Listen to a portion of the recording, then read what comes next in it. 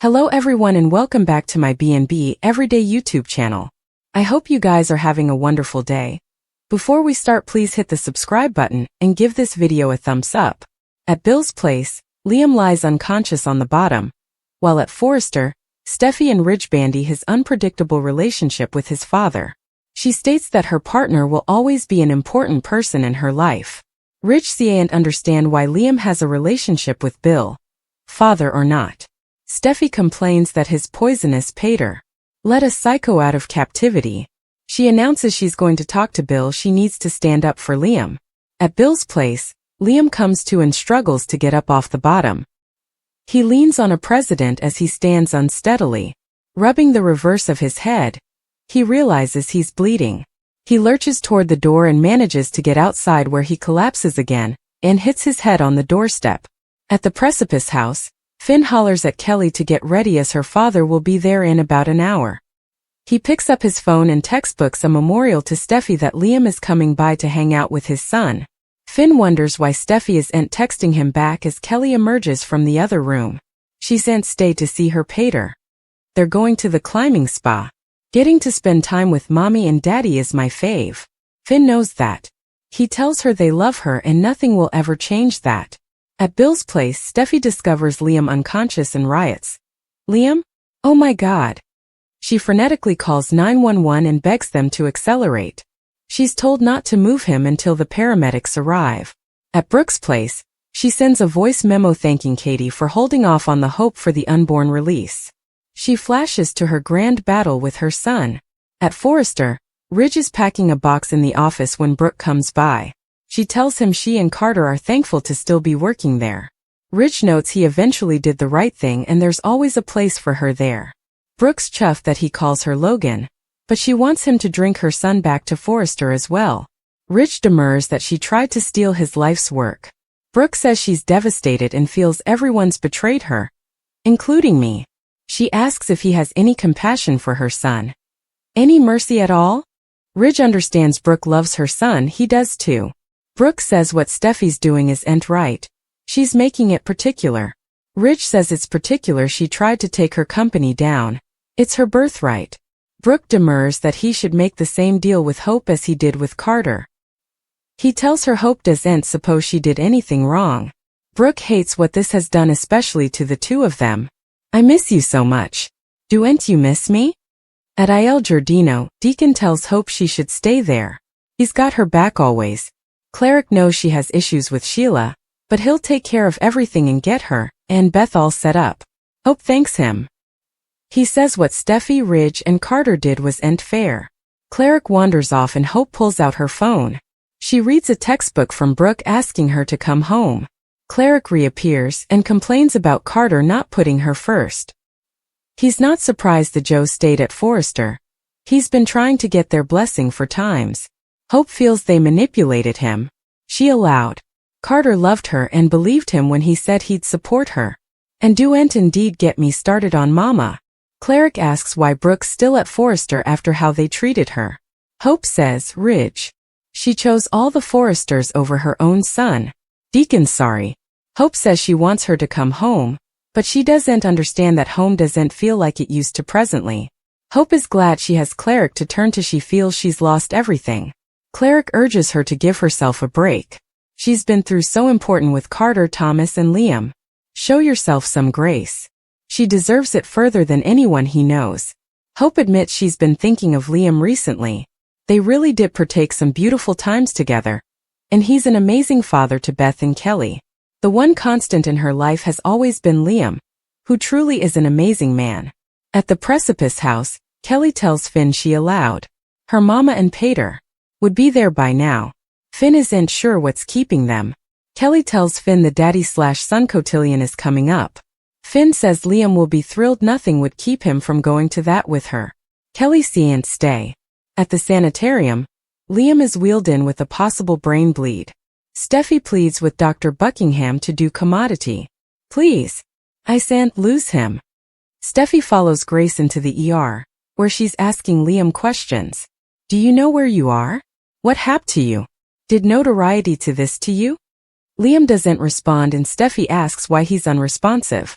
Buckingham believes he's suffered an intracranial hemorrhage, which is blood pooling between the brain and the cranium and prevents oxygen from reaching the brain. It only takes a many twinkles for brain cells to die without enough oxygen. She hollers for a CT checkup stat as Steffy tells Liam she's right there. Suddenly Liam flatlines. The croaker and Nanny fly into action as Steffy yells, "Liam! Liam!" Liam Spencer quit his job after Bill Spencer hovered to fire him. Will Spencer also got some intimidating news. At the Spencer manse, Liam ripped into Bill for arranging Luna Nozawa's captivity release and unleashing a maniac on their lives.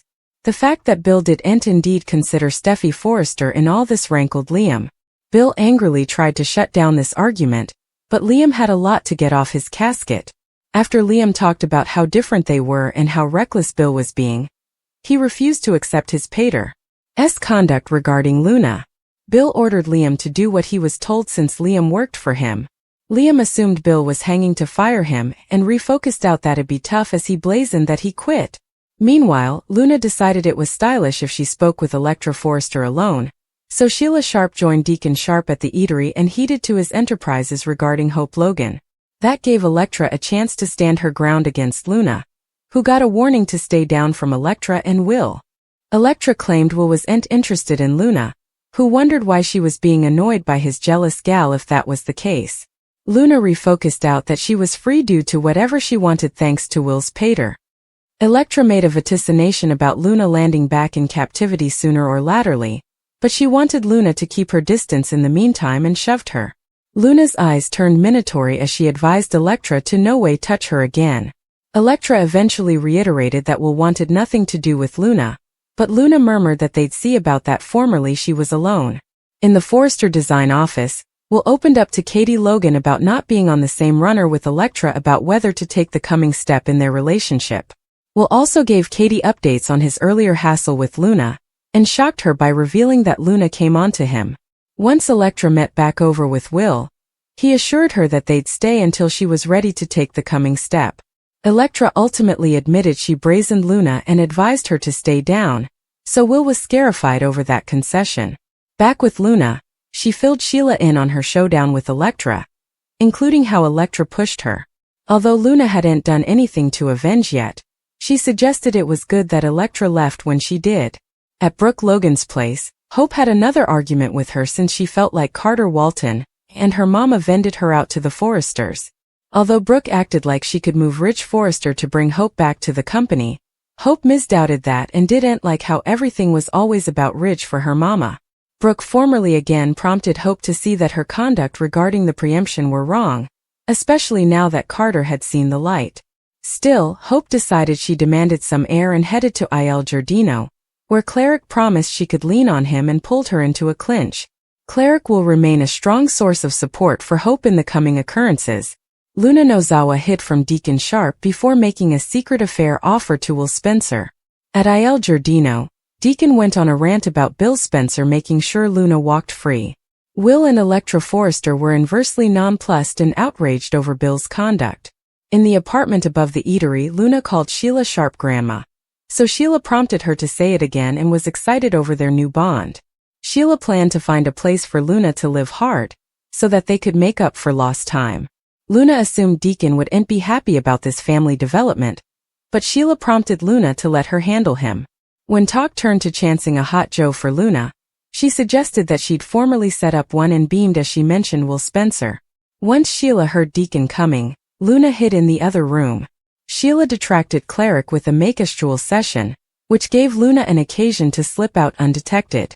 Luna headed to the bar at Il Giardino, where Anir will talk to Elektra about taking their relationship to the coming position. It was egregious that Will was eager to move effects along and sizzle behind unrestricted doors. Luna crack up featuring about her own bedroom hassle with Will, while he was drooling with Elektra. Elektra had to take off in a hurry, so that left Will alone. Luna approached Will soon after, which gave her a chance to admit her once miscalculations and regrets. Once Luna admitted Will was cute and offered a Musketeers with benefits arrangement, Will tried to shut her down. Luna suggested she wasn't all that interested in the friend thing anyway, but she still wondered about the benefits. Since Luna would have her own place soon, She refocused out Will could come there whenever he wanted. No bone would have to know according to Luna's vaticination. And that included Electra. While Luna tempted Will with her pitch, Sheila made a shocking concession to Deacon back in the apartment. Cleric completely lost it over the news that Luna was Sheila's granddaughter, and couldn't believe she was happy about this. Of course, Sheila was each about connecting with Luna now that she knew they were related. Cleric stood up for Tom Starr and Paul Hollister, but Sheila acted like Luna was turning over a new splint and knew what she did was wrong. Nonetheless, Deacon wanted nothing to do with Luna and gave Sheila a stern claim. "It's her or me," Deacon declared. Cleric may have to back down on that claim soon enough, so we'll bring you updates on Sheila's coming move.